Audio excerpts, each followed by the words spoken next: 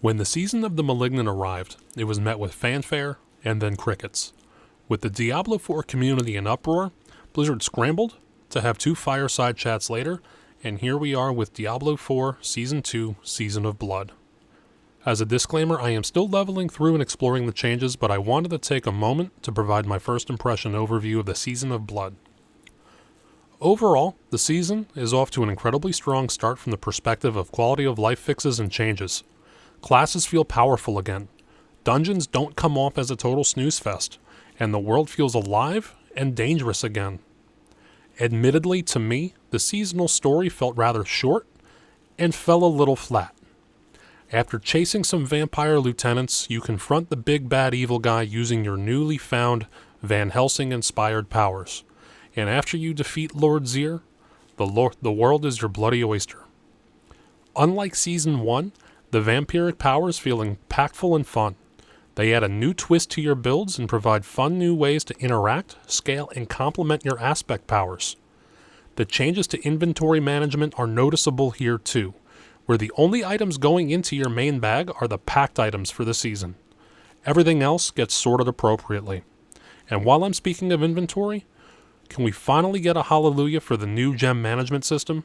Finally, stash tabs and inventory tabs are no longer filled with endless amounts of different types and levels of gems.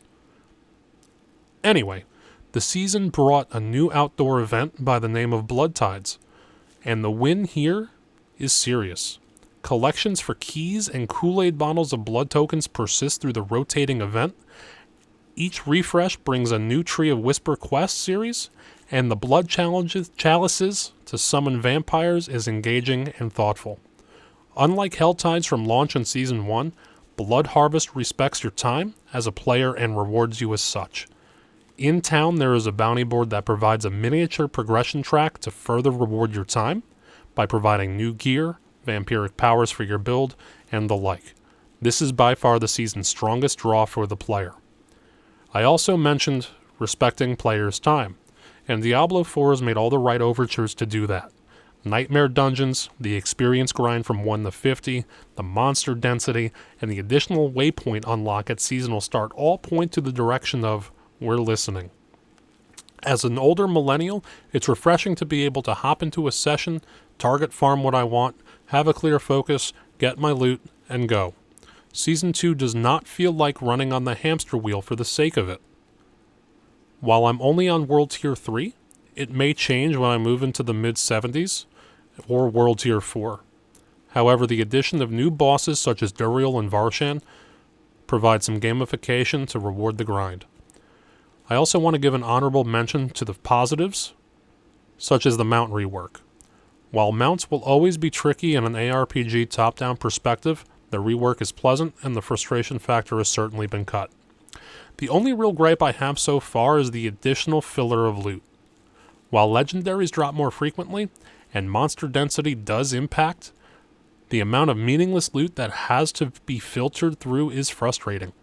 And while dungeons no longer feel like a Spirit of Halloween sign was plastered on the gates of hell, the sorting and parsing of fillerized items definitely can break the immersion and can feel a bit disjointed at the end of a run while you're moving to the next. However, that being said, so far Diablo 4 Season of Blood is off to a strong start. So let me know your thoughts. If you're further along on the seasonal journey, sound off below. And as this is my first real YouTube video, I want to thank you for your time, and I look forward to improving. So be sure to, like, comment, and subscribe. Thanks for watching.